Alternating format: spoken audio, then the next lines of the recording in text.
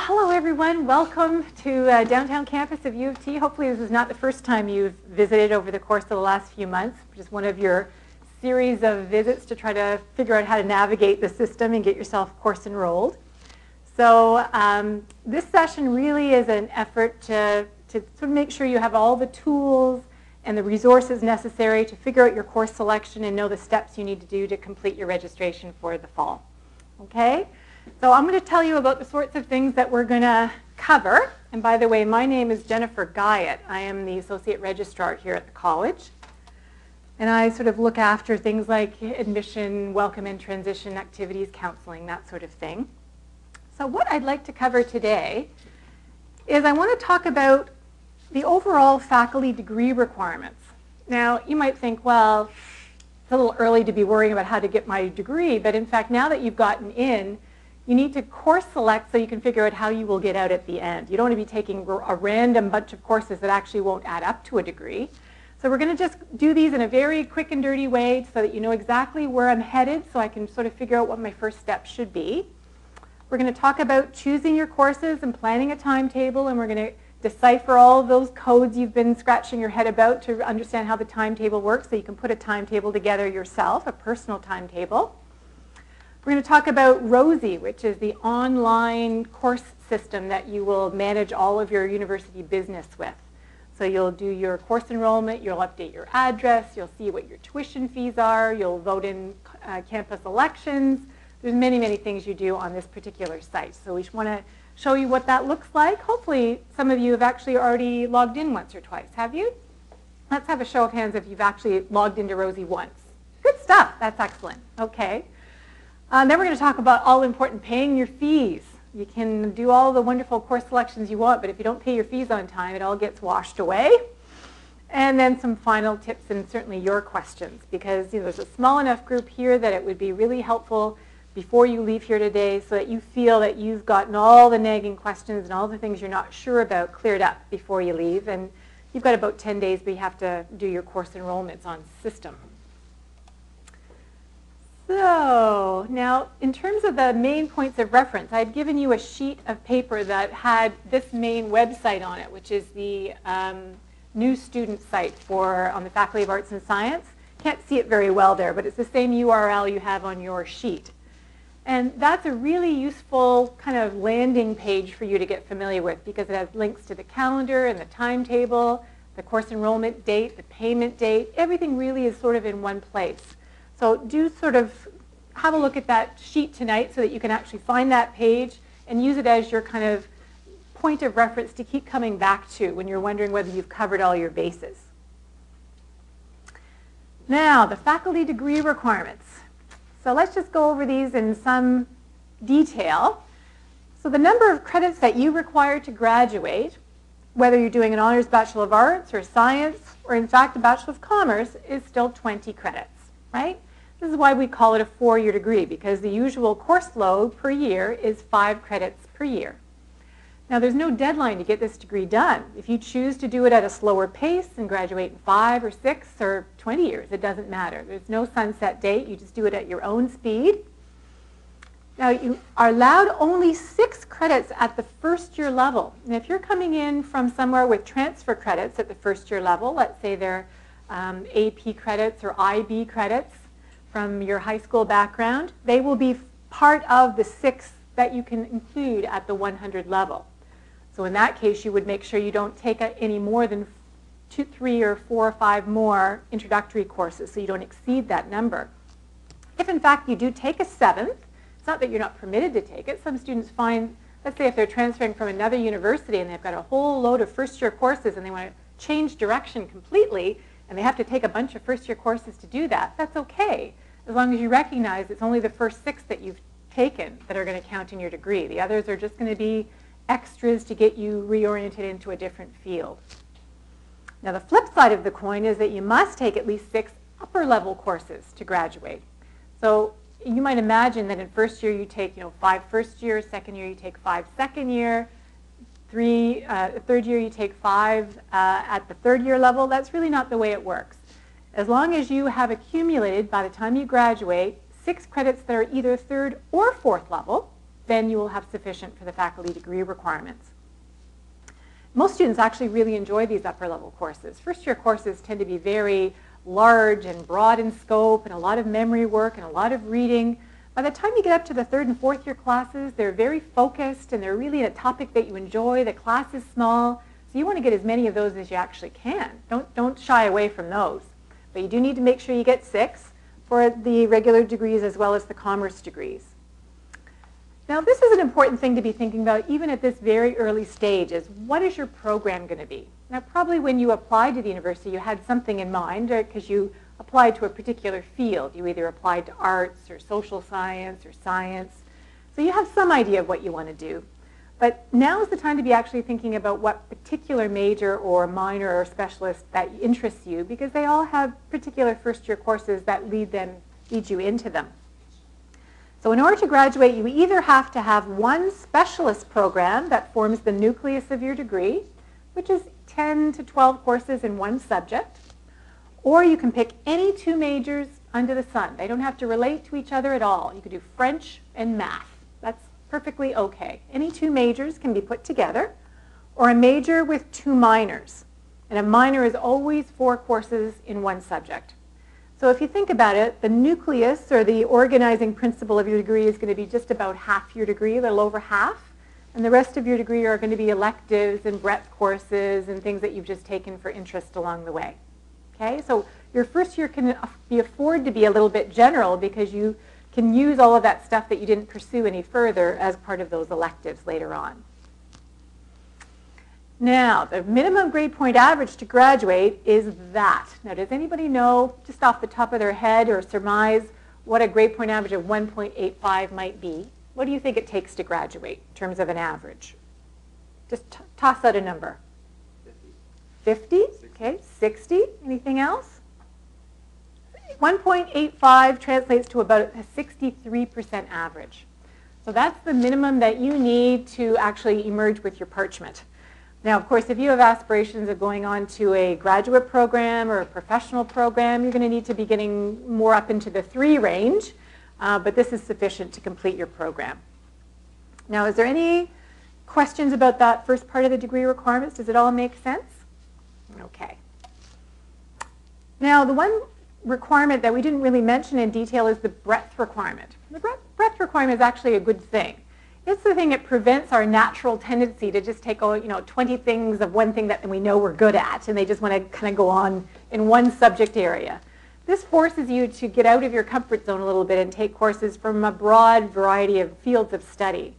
And you have to think about that as an opportunity to develop skill sets in various different modalities and apply different perspectives to whatever issues interest you. So what they basically say is that every single course in the calendar, after you read the course description, and we're going to look at a course description, has been designated into one of 5 breadth categories. The breadth categories are as follows. So we've got creative and cultural representation.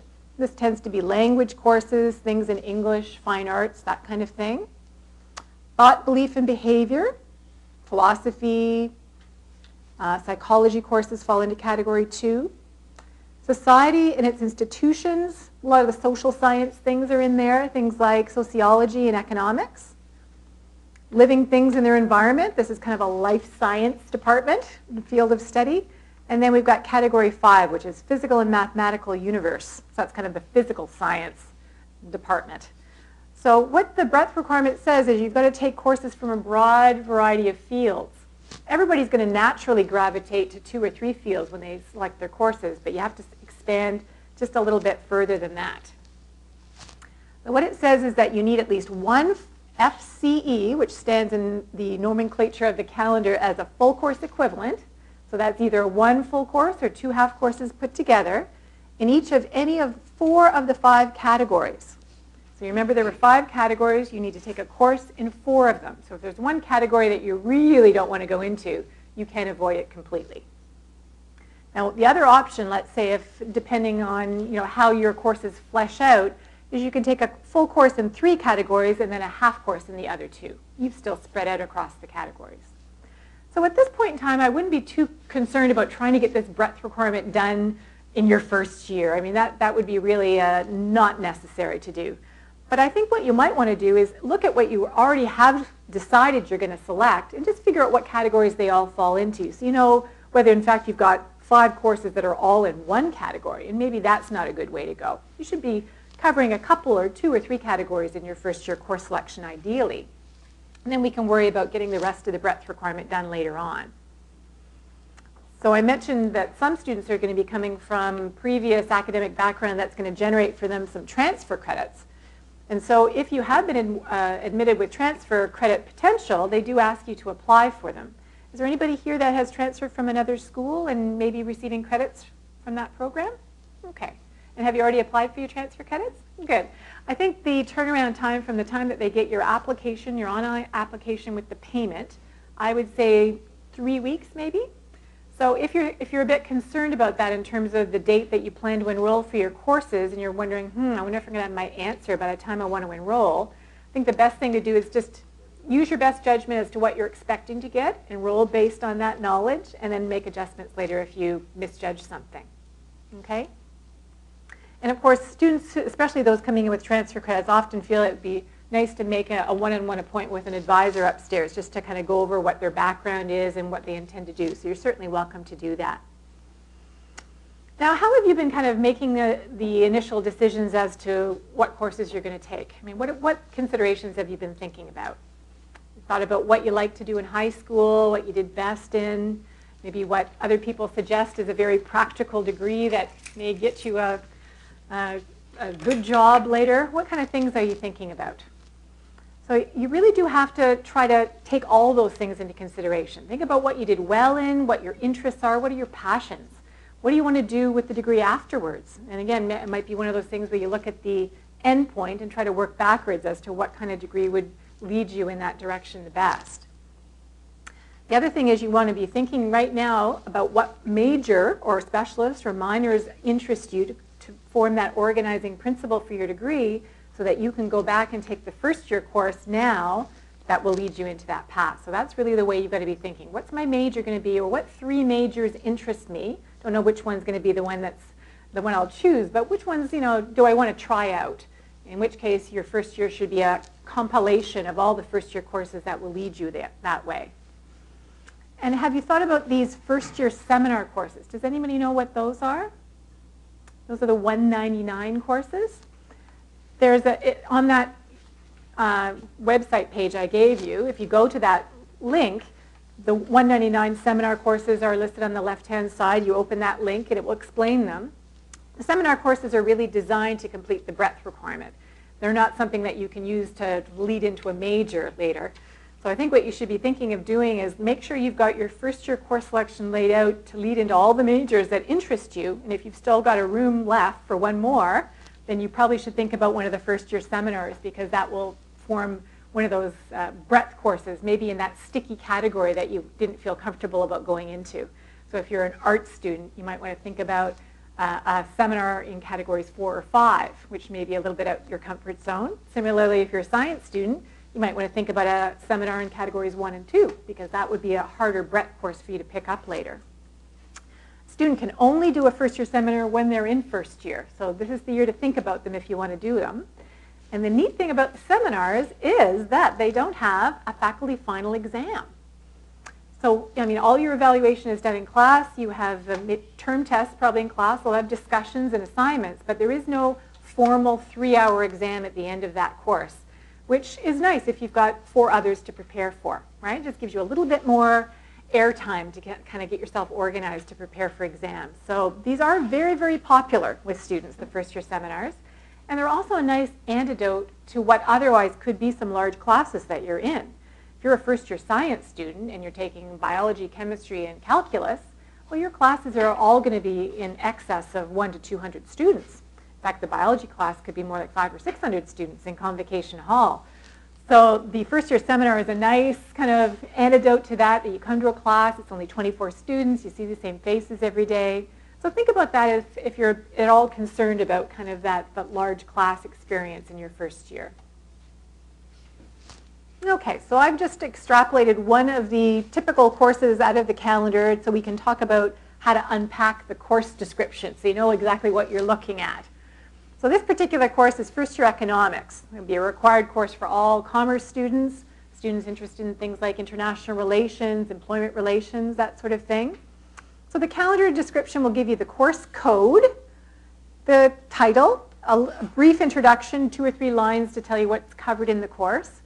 And then it will tell you a number of other things that you need to know before you enroll. So let's look at the course code first. So the first 3 digits of any course code tell you what department sponsors the course. So this is an economics course. ENG would be an English course. GGR would be a geography course. Most of them are fairly self-explanatory. The next digit tells you what year level the course is at. So at this point in your studies, you should be focused only on the 100 series courses. Okay? Unless you're coming in with transfer credit from somewhere else that would allow you to vault into a second year course, you should be looking at the 100 series courses. And remember, you can only do 6 100 series courses in your degree. This digit at the end tells you what the credit weight of the course is. So this particular course is a full credit Y course. So it's one of the full credits in your 20 course degree. And this last thing indicates what campus the particular class is at. So all of the courses that you'll be looking at in the downtown St. George campus timetable will have a 1 at the end of the code because they're all located on this campus. But you are free as St. George campus students to also enroll for courses, perhaps next year or the year after, that are offered at the Scarborough campus or the Mississauga campus. Sometimes students, for instance, if they live close to one of those campuses, might want to take a summer course there so they don't have to travel all the way downtown and they can keep their degree progressing. So just know that you're free to take courses at all 3 campuses. This is the main campus, which has the vast majority of courses, and many of the suburban students actually would prefer to come down here as opposed to you going to the suburban campuses, but you're very free to do so.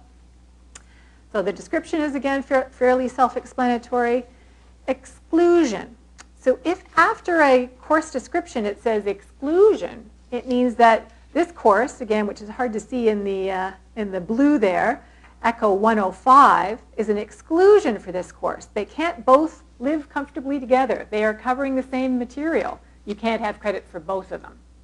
So if a student has already done Echo 105, for instance, they would not later take Echo 100 because they wouldn't get credit for Echo 100. It would be knocked out as an extra course in their degree.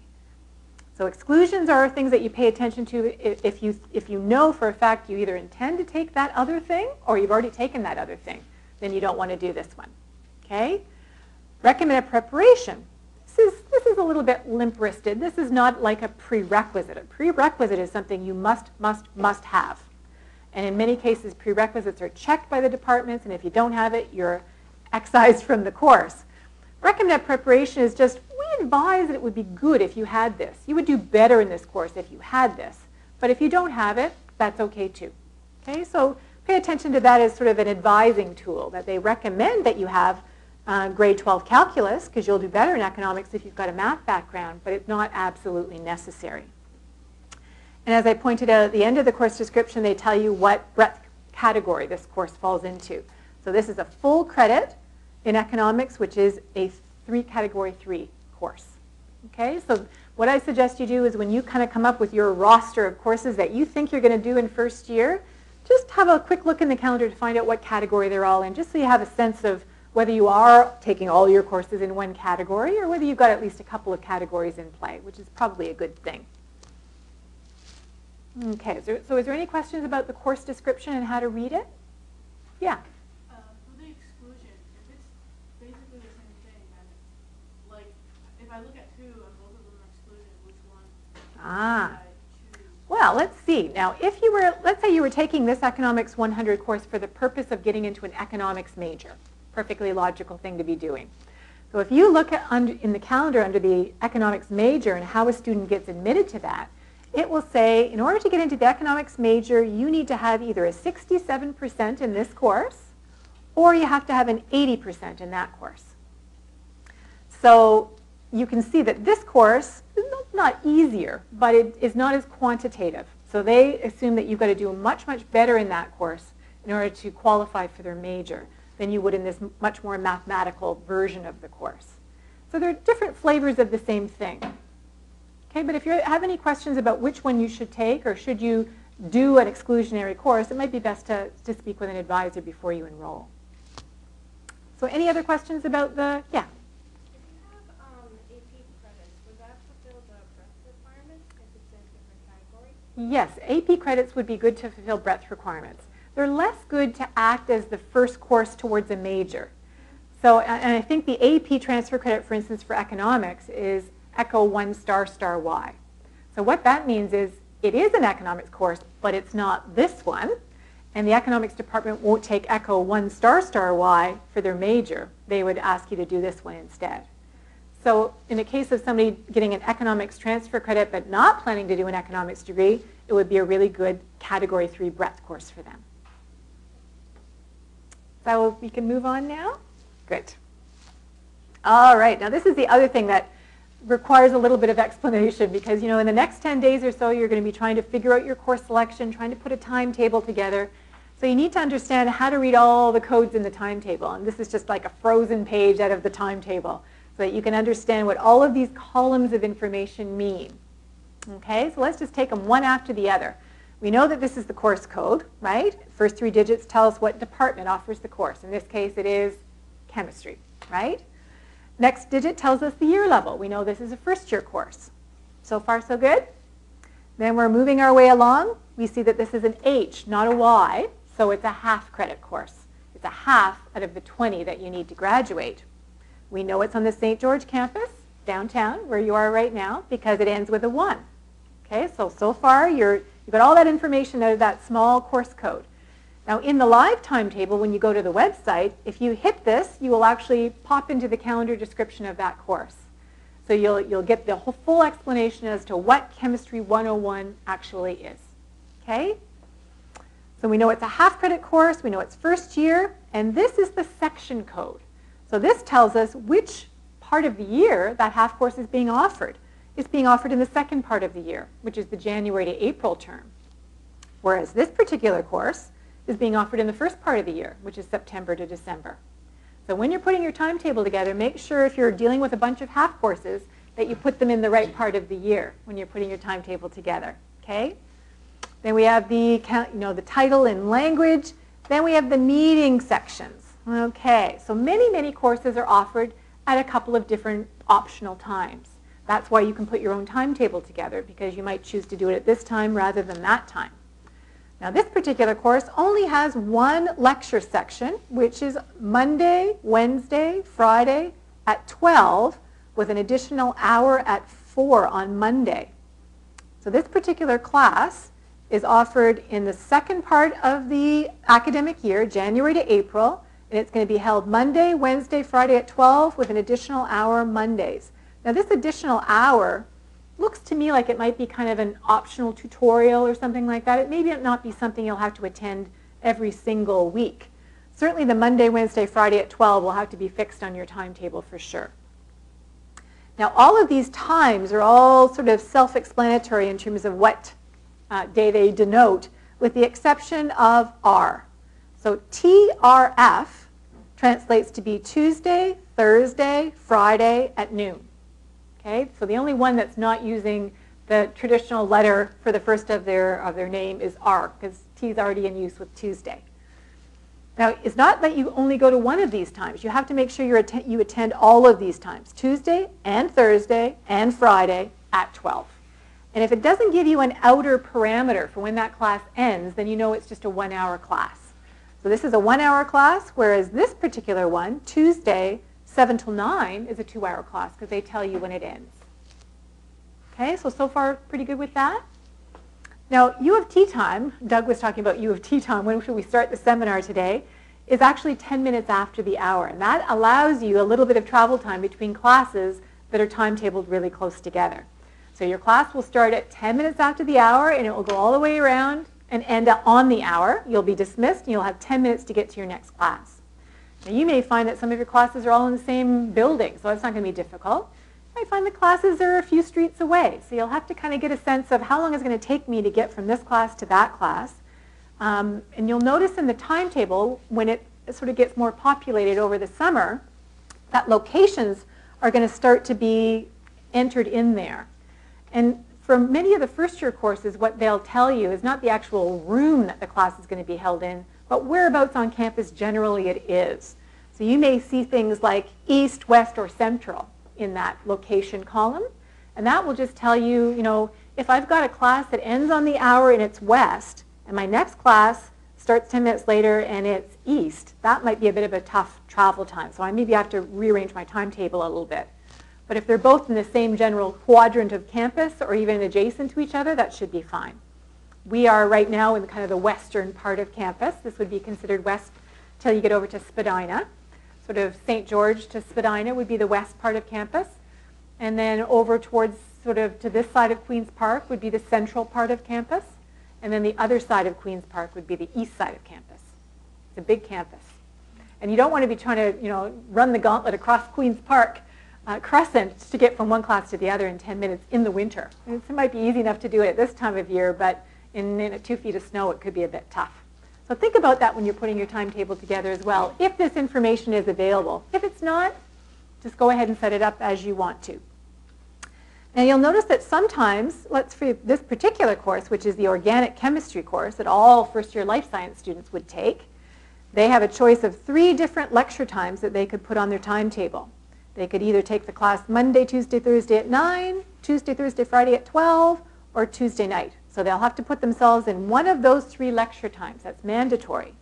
Now in addition to that, this particular class has a lab. So you'll notice there are lots of different lab times, and you have to find one that fits your timetable as well and put yourself into one of those sections too. The lab is an important component of that course, so you can't not attend it. And then you'll see too, for this particular class, and it goes all the way down to here, there are tutorial sections, T. So if there are 7 different tutorial sections, you've got to pick one of those for your timetable as well. If a class has got a lecture, a lab, and a tutorial, you've got to make sure you sign up for all 3 of those components. But if you're not in the life sciences, you're going to find that many of your first-year classes only have lectures.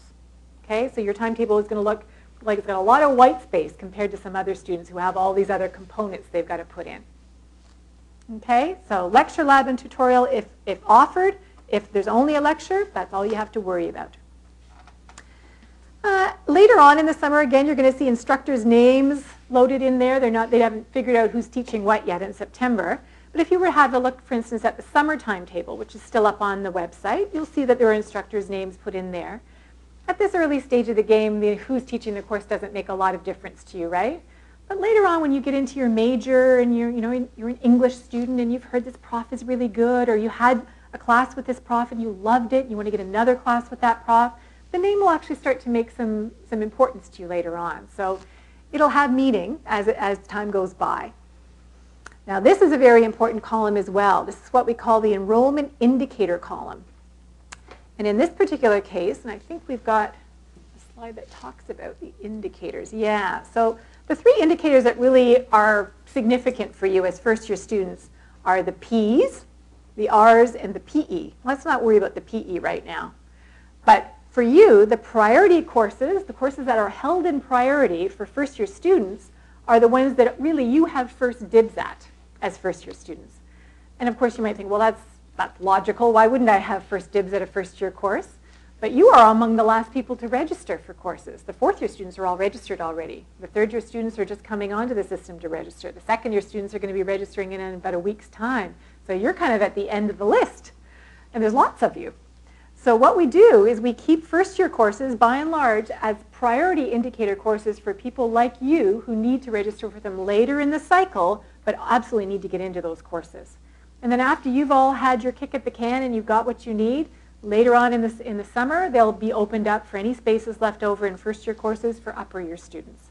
For a student, for instance, who's in 3rd or 4th year trying to get that last breadth course and they want to do it at the first-year level, they can add it later on. But you need to get what you need first. There are also an enrollment category called restricted. And you shouldn't run into any of those courses in first year for you. But the classic department where you'll see restricted courses is commerce. So if you look at the RSM, Rotman's commerce courses higher up in the timetable in 2nd, 3rd, and 4th year, they are all restricted to people who are in the BCom. So if you're an English student and you're thinking, wow, I'd just like to do that marketing course, that looks really cool, Too bad, because you'll see that that's restricted for commerce students. It's not something you can just jump into and jump out of. Okay, and criminology courses are restricted to students in the criminology major, and you have to get into the major in order to take them. So later on, again, that's going to have meaning. First year, it shouldn't be too much of affecting you. And then we've got a PE indicator, which basically means it's a priority for a certain group of students initially, and then later on, when those priorities are removed, they ask you to go to the department to sign up for the course. So you actually have to be signed up by the department. So these are probably courses in upper year levels where they want to make sure particular students get into the courses who have the right background, who need them this year, that sort of thing. They want to do a little bit of vetting to make sure they're the right people. So let's go back and just have one more look at that timetable. So was there anything about a typical page of the timetable that didn't make any sense or you wanted to be clear on before we move off it? Yeah. They do. Now, where are you seeing this one here, right? So that's Thursday, 6:30 to 9:30 on alternate weeks. So the A means that those labs are only held every other week. And the reason that we know for sure when we're looking at a 6:30, is that 6:30 in the morning or 6:30 at night, is the code always begins with 5, meaning it's after 5. So all of the evening things have a code that says 5, which means in our logic, it means after 5 o'clock. And what's the number if it's before noon? Okay, so that would be these other daytime ones that are just LO101, LO201, LO301, LO401. Those are all the daytime lectures. Good question. Oh, I guess there's one column that we didn't talk about, which is the wait list. Most courses in the Faculty of Arts and Science have a wait list available for them. It doesn't mean there's people on the wait list already. It means that there's a wait list that exists possible for this course. So let's say in your later years, you go to enroll for a course, you need it for your major, you go to sign up on your day, and the pop-up says, this course is full. There's a wait list of 4 people. You'll be number 5. Do you want us to put you on the wait list? So you decide, do I want this course bad enough to be put on the wait list, or do I want to choose something different? And the way the wait lists work, in fact, there's a slide about those, is you'll just be ordinarily, we'll talk about the wait list after we talk about the enrollment date. As you know from the sheet that I sent around, this is an important date. This is the date that you want to at least log on to Rosie, have a look around, see what, how Rosie looks and operates, and you'll be able to see what time of day you're supposed to do your course enrollment on the 30th. The 30th is the day you'll actually sign up for your courses, but everybody gets kind of assigned a different time of the day so that we have this sort of orderly wave of people accessing the system. About 15 years ago, we used to have everybody log on at 6 in the morning. And there was a predictable outcome for that. It was multiple crashes of the system because everybody wants to be early to get into their courses, right? So now what we've done is we've assigned people a particular start time. They might do it at 6:30, 7:15, 8:30, all the way throughout the day, right until 7 o'clock at night, these start times start. So people are moving in and out of the system all day long. And as first-year students, you really won't be in any way disadvantaged by having a later start time. Again, they've worked this all out scientifically that the students who have a later start time are likely going to be taking courses that are not going to be filled up by other students. For instance, if you're a science student, your science courses are not going to be taken by an arts student earlier in the day. It's just not likely, right? So because your biochemistry and math all have prerequisite background that you have that other students don't have. So they've worked it in such a way that no matter what your start time is, you'll be fine to go on, but just try to do it as early as you can. Don't say to yourself, I've got a 6 o'clock start time, I'll sleep till 9, right? Don't do that, because there are some classes that actually will fill up, like those seminars, which are only 24 students. So you want to try to get on as early as you possibly can. Okay, so that's the same link for the timetable, but it's on the sheet that I gave you. And there are some dates whereby if you log on to the system, you actually can't access the system. And you might phone the office and say, I can't get onto the system, what's going on? These are days that we actually shut down Rosie so that we can sort of consolidate what's already happened, figure out whether courses are getting full, maybe add an extra section of a course, maybe decide on moving it to a different room because the class is getting too big. So these are days that we actually have to take stock and shut the system down for a little while to figure out what's going on. So I guess the key ones for you will be the ones in August. But the priority is lifted on the 8th. So in other words, you will be enrolling for your courses on the 30th, and right up until the 6th, you are going to have that first-year priority on those first-year courses. So that's when you want to make sure you get into everything that you want. Then on the 7th, we shut the system down, figure out which classes have filled up. And on the 8th, those upper-year students can take your courses, right? That's when the priority is lifted. It's kind of a free-for-all. Whatever has space, and people can take it as they need it. Then later on in August, you can make changes, shift your classes around. And this is the first day of classes. You want to make sure you've got that circled on your calendar. That is the Monday after Labor Day Monday. The week of Labor Day is the week of Frosh Week. And hopefully you'll have gotten information about Frosh from other sources. Okay, so let's talk a little bit about waiting lists that I alluded to before. So these operate in real time. So in other words, if you tell the system when it pops up and says you want to be put on this wait list, you say yes, you're on the wait list, you're number 5. All the hours that Rosie operates, which is sort of 12, 10 hours a day, if somebody drops that course, a new student is slotted into it. So you're automatically moved off the wait list into the course as spaces become available. And believe it or not, students really do change their mind a lot. They can be in a class one day, change their mind, drop it, and the wait list will shift around. So don't be at all worried if you're number 15 on a wait list and oh my goodness, I really need this course. The odds are very, very good that by September you'll be in that class. But you have to also remember that if you put yourself on a wait list, you've told the university, I want this class. So space becomes available, I want you to put me in this class. So you have to be aware, we are going to put you in that class. So you want to maybe keep checking your timetable and make sure that you're aware if your number has come up and you're in a course from the wait list, you got to be aware of it so you start attending it, right? Or choose to drop it yourself. And then somebody else from the wait list will get in. Okay, so any questions about how the wait lists operate? You're allowed to wait for up to 2 classes. Yeah? Let's say you're want to be on a wait list for a class, but you're not sure if you'll get in. Can you slot something else in that spot in the meantime? Yes. In case you don't get in, you don't have to leave an open spot. That's right. Right now, the way Rosie works is it doesn't see conflicts at all. So if you were to sign up for 2 classes that are offered at exactly the same time, the system would allow you to do it. I've even seen students who actually thought that they could attend 2 classes at the same time. Because Rosie let them do it, so it must be okay, right? Not so much. Can't really be in 2 places at one time, especially when there's something that you actually have to do in the class, like write a test. That's a real problem. Okay, let's just see, what was that one? Oh, yeah, let's just mention that 2 classes. Okay, now most of you, as you say, have already logged on to Rosie once. If you're a first-time user and you haven't logged on before, you just have to know that you go to this website and you enter your student ID number, which is the number on your offer of admission letter. Probably for most of you it starts with 100 or 1000 as the first numbers. And then your PIN number initially is your birth date, because we didn't know anything about you but basic information like your birth date. So we assigned this PIN number to you based on your year, month, and day of birth. And then the first time you log in, you change it to something else. And you write it down somewhere so that you remember what it is, because now only you know what it is. There's also a number of questions that you can answer, as it does in many websites, so that you can reset your own PIN if you actually do forget it. But the key thing about using Rosie is after you've done things, like you've added courses, you've dropped courses, when you've kind of finished your session and you think you've done everything you thought you did, it's always a good idea to just list your transactions. You can really see, did I really drop that course, or am I still in that course, or did I add that course?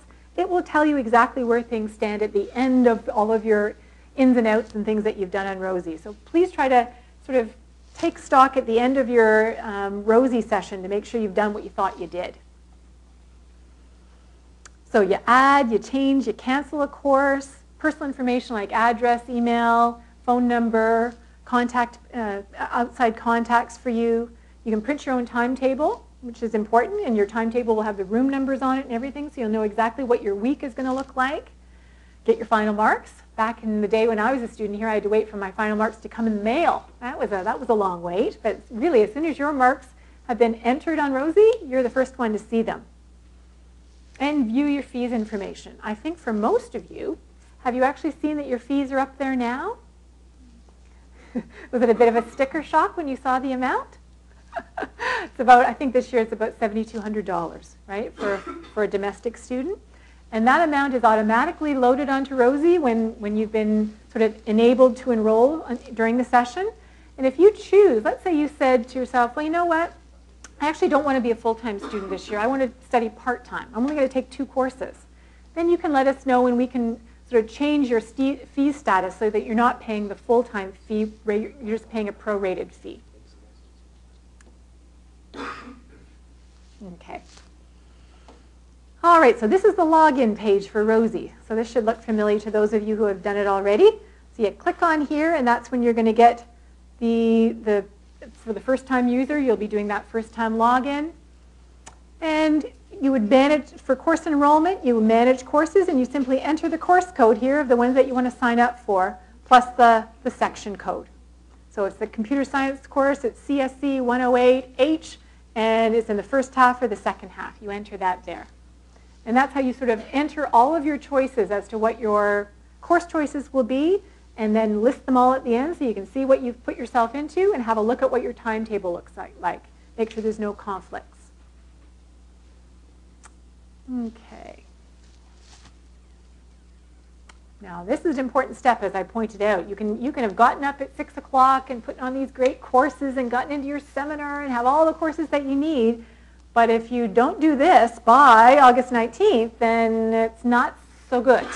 Because what happens, of course, is that you will get removed from all your classes because we assume you've decided not to come, you're going someplace else.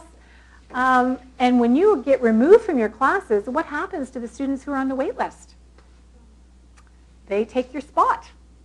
So it's not like you can simply remedy the problem by paying your fees late and showing us that you've done so. Because by that time, you've actually lost your place in that class and may not be able to get back in. So it's really, really important that you pay something by this date.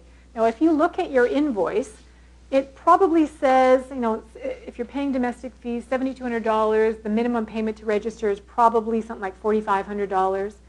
You might say to yourself, well, I'm working this summer. I don't think I'm going to have $4,500 in, a month's time. This is a problem. She told me I'd be removed from all my classes. Well, that's really not the case. As long as you make a significant payment by that date, it doesn't have to be the one that's listed on the invoice as the minimum payment. Pay what you can, but don't miss the deadline. That's the important thing. Okay? Yeah. If you have a scholarship, because I've called about something like that, they say that they don't put that money in there till last second. Well, they actually don't put it in until the end of September. Yeah, so what does that mean for this? Yeah. That's not good. No. So there's 2 things you can do. You can either pay a payment less the amount of the scholarship, because you know it's ultimately going to top up your account. If it's the full amount, then what you want to do is send us a copy of the letter. Just scan it to us in an email and say, I've got this scholarship. Can you just complete my registration on the strength of that? And we will use that letter to act as your fee payment. So as long as you do that by the 19th, that will be fine. And you would just send that to the Woodsworth College Registrar's office or drop it off if you're on campus. Can I stress this enough? Danger, danger, danger. Don't miss this date, okay?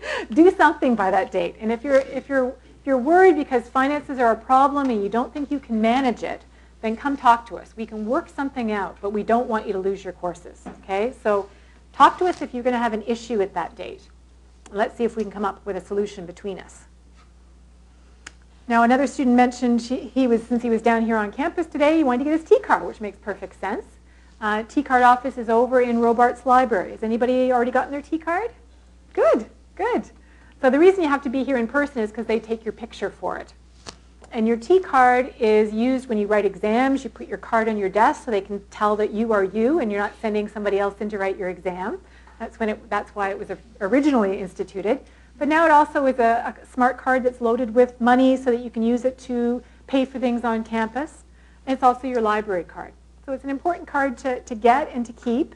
And if you lose it, you need to replace it right away. Once you get your T-card, then you can set up your UToronto email account.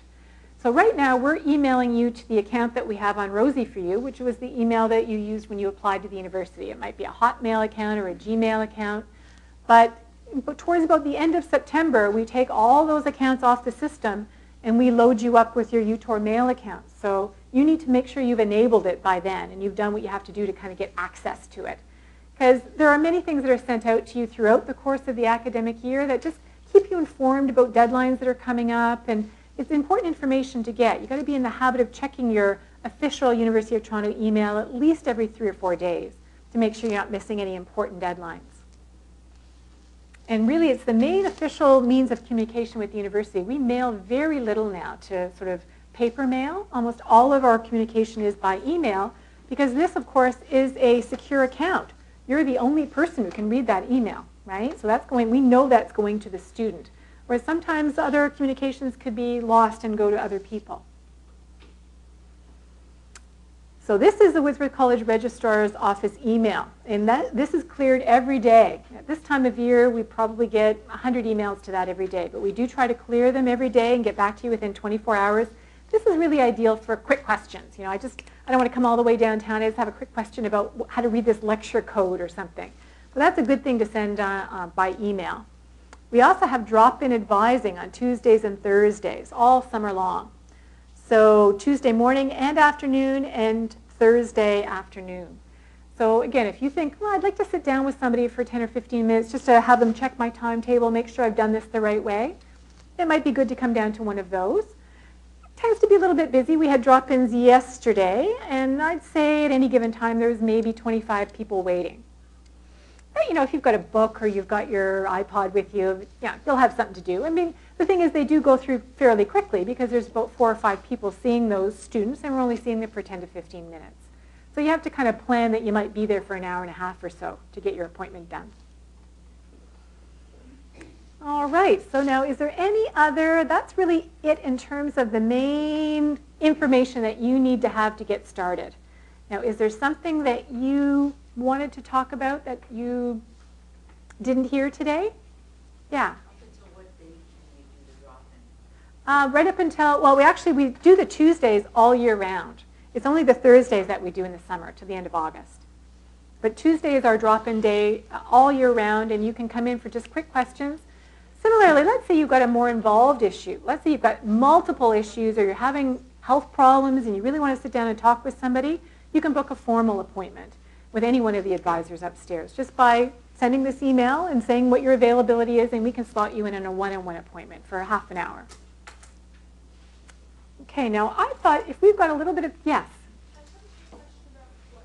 Oh, okay. It says that they can change your schedule or like you allow them permission to sort of alter your schedule for classes that they want to put you in. But can I change that back if I Well, I think the whole idea of Flick, and we didn't talk about this because actually today at noon was the deadline to sign up for it, so I didn't think there was any point in mentioning it if the ship had sailed on that already. But Flick's first-year learning communities are usually designed for the life sciences or the commerce students, and they're trying to keep groups of students together. So what they want to do is they want to have the same 24 students in the same ECHO class, the same RSM class, and the same calculus class, so they get to know each other well, and then they have a co-curricular meeting elsewhere in the week. So the beauty of it is that you're in the same section. If one of those sections doesn't work for your timetable, you can probably change it, but you'll lose the benefit of having that kind of camaraderie. But I think if none of the sections work for you, then probably Flick is not the greatest plan. The one advantage really of Flick is the fact that the timetable has been set out, and we're going to put you into those courses, as you say, so you don't have to worry about that at your start time. You just add those other courses that you need to add in. So you might want to start with those times, and if they don't work for you, maybe switch them later on. Yes? Also, you said the start time was on July 30th, right? Yes. For Flick, they said they'd tell you on July 25th. So if I'm planning my timetable now, and then they put me in the Flick, then I'd have to reorganize my But which Flick was it that you were going to go into? Is it commerce or life science? commerce. Okay. I haven't checked my UTR. Well, so you've applied for Flick, but you don't know whether you've gotten in, right? Yeah. Well, I think what you want to do is the Commerce Flick has got, for Woodsworth, has got a suggested timetable, right? For ECHO, for RSM, and calculus. So you should plan your timetable around those lecture times and plan to take them anyway, right? So I should plan to take Those my times, other courses around those times. and then then you put yourself into those sections. Yeah. Because the reason that you might want to do that is because all flicks will also have waiting lists, right? Yeah. Informal waiting lists, not like the formal ones here. So if somebody changes their mind and you're given a spot, you've already got the timetable all laid out to be appropriate for that. So I think it's probably a good idea to just assume that you're going to get in, plan your timetable around those times, and if you find you don't get in, you sign up for the same times anyway. Okay?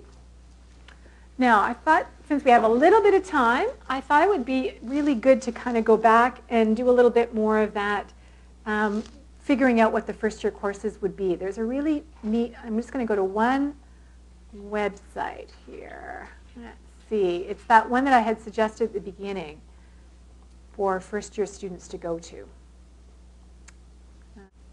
Yes, now this is the place where I suggested again that you sort of start your exploration as to what courses you're going to do. Because you know from your admission whether you're one of these three things, right? They're quite different things, so I don't think you could be mistaken about which of these three categories you fall into. Either you've been admitted with the guarantee for Rotman Commerce or you haven't. Humanities and social science is a very large category, and you're either a HUM student or a social science student on your admission. Sciences would include life science and physical science. So let's assume that a student has come in as a social science student and they're interested in criminology. Just happens to be a program sponsored by Woodsworth. So let's open the Humanities and Social Science link, if it's going to go. I heard it that time. Okay. So what you'll get there is a list of all of the possible things you could major in as a humanities and social science student. So it goes all the way to, it's a big, long category. Then we start into the sciences. So again, this is where you start your thinking of, okay, these are kind of what's on the table for me. What 3 or 4 majors interest me?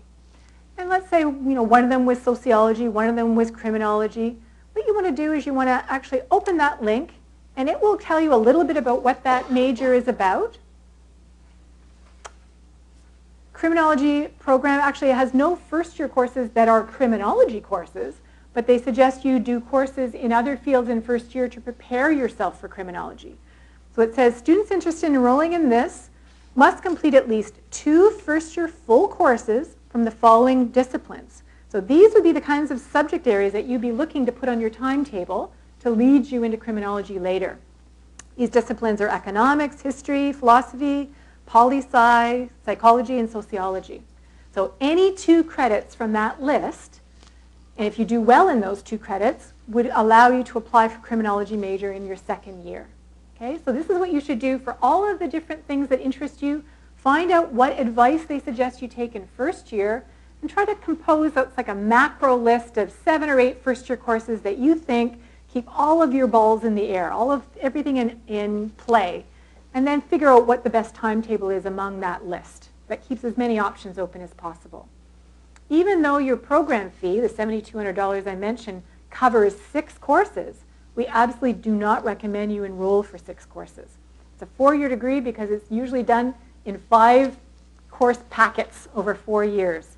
Students who kind of try to do the 6th course often find that they have to cancel it by Christmas or by January because everything's not going well because they have no time to do anything.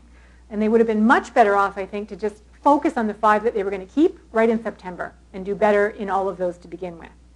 So there's nothing to say that you can't put 6 on your timetable right now, go to 6 in the first week of classes, but then you've got to make the decision which one to cut. Don't hold on to all 6 of them, buy books for all 6 of them, start doing assignments for all 6 of them, because you will find your efforts will be diffused and your grades overall will be lower. Okay? Just some advice in what we've noticed. 5 is really the recommended load, and in fact, many students have found over the years that they do better if they just do 4, especially if they've got other things that they're doing along with their school. Maybe they're a varsity athlete, and they've got lots of practices and games, and they don't want to have their grades suffer, so they'll take 4 courses, and they'll spread it over 5 years. Perfectly fine. They'll have a great sort of academic experience at the university. They'll have had the pleasure of playing on a varsity team, and they'll probably have a pretty good CV at the end of it too. So don't think that you've got to get this done quickly. You're supposed to try to enjoy it while you're here. Okay? So resist that temptation. Is there any other sort of department that you want to just have a look at so you can sort of see how this, Does the P work when you do it this way too? Probably not. Is there a back button on this? Backspace. Backspace. Ah. See, that's what you're here for, Savannah, just to give me that technical advice. What other thing do you want me to open up? What other, just, yes? I got a question. Is the tuition different between when we take 4 courses or 6 courses? No, it's the same. So it's the same. So what if I want to take 4 courses during the year and then take 1 in the summer? Is it still the same price? It is. So if you took 4 in the fall winter, it would be the $7,200, and then you would pay separately for that summer course because it's a different session. So again, this is the challenge that you're all kind of grappling with. It's like, I don't want to be wasting money. I really want to get the biggest bang for my buck, but the reality is you have to manage your course load to sort of support your academic success. So if fees are an issue and finances are an issue, there are other ways to address that. We've got different modes of financial aid. There's OSAP, there's college bursaries. We can maybe help you put a financial package together if you're concerned about that. But try not to sort of let the money drive your academic decisions. Yes? On Rosie, there's this place where it says program of studies, and you select which ones you want. Yes. Does that have to be done all first year? Or? Well, in fact, it's actually not done in first year. It's done as you move into second year. So we're doing the pre-planning now as to what programs you will want eventually, but you actually select your programs in April of your first year. And it's based on what you did in your first year. So let's say that particular student, again, wants criminology. They took first year sociology and first year economics to prepare themselves for that. So they apply in April for criminology. Then the criminology department waits to see what their grades were in those courses. They will go up on the system in May and June, and they're going to make their decisions as to who they offer a place in criminology to. They let the student know. They accept the offer to that program. So it's all kind of done at the end of your first year based on your performance in first year. Yes? If you're a humanities student, is it possible to take science courses as well? It is, but what kind of science course do you think you'd want to take? Is it like a biology course, or what kind of a science course? Okay. Well, I guess the first thing that I would do if I was thinking about that is I would open up the course description for biology to see what background are they assuming that I have to do well in this course. In the biology course, most people who take it have got grade 12U biology, right? So if you didn't do that, you got to know that you're sitting in a room of 400 or 500 people, and you're probably the only person without that background. So you're at a slight disadvantage. There are ways around that disadvantage. I think the biology department, for instance, can suggest a package of reading that you can do to kind of bridge the gap a little bit. But I think if you actually thought, you know what, I applied as a humanities student, but I think I really want to be a science student. I want to change category completely. Then we probably need to evaluate whether you've got enough math and chemistry background to really make that change meaningful. Okay? So it's not easy. It's an unusual student, I think, who has got background to do just about anything. Usually you kind of started to kind of get direction a little bit in grade 12, and either you dropped the math and the science or you kept it going, right? Did you have a question? I was actually going to ask something similar. Like if I'm in Routland, Yes. Can I come here and then look at other courses? That's right, because of course you've just got the 3 mandatory courses, right? So you've got 2 free choices that you can pick, and you might say to yourself, well, I think I want Rotman, but you know what, I was also thinking of, international relations or something. Because for the BCom, it said that it was for 1 specialist, but would I be able to do 1 specialist and 1 minor, or Yes, you would. Yes. You'd have to plan it carefully because the BCom is a very packed program, and there's not a lot of wiggle room in terms of free choices. So you almost have to plan it in first year and make sure that you sort of followed that one pathway all the way up with those 4 courses to be a minor, maybe a language, for instance. So is there any other category just off the top of your head that you want me to open up and see what you would have to take in first year? What else interests you? How about, let's see, what other things interest you? Cognitive science. Let's see what that's about. Because you'll notice cognitive science is actually listed under the humanities and social science category there. So it's not as sciencey as you might expect. So it explains what it is, interdisciplinary study of intelligence in humans and machines. It also offers a science major, so this is the arts version of cognitive science. There's also a sciencey version. It's a major, and there's no specific cognitive science courses that you take in first year. This is the one you'll take in second year, but they do suggest that you take some things in first year to lay the groundwork. So this is what they say. You should be thinking about Computer Science 108, which is a half course in one of the other terms. First year linguistics. And I think Cog Science actually, if you look at it, it probably doesn't have a prerequisite. I think you actually can take that second level course in first year. So somebody who wanted to lay the groundwork for this would probably have that, that, and that. 2.5 courses that they took just for the purpose of thinking about that field, knowing that, you know what, if they decide after taking first year that they didn't like it, maybe they'll want to major in linguistics, and they have the background to still go in that direction. So you get the idea how I want you to sort of figure this out now and make your big macro list of courses, and then start to look at the timetable, find out when those classes are being offered, and see what the best mix of 5 can be for you. So good luck, and remember, the 23rd of July is when you want to log on and find out when you're to do things.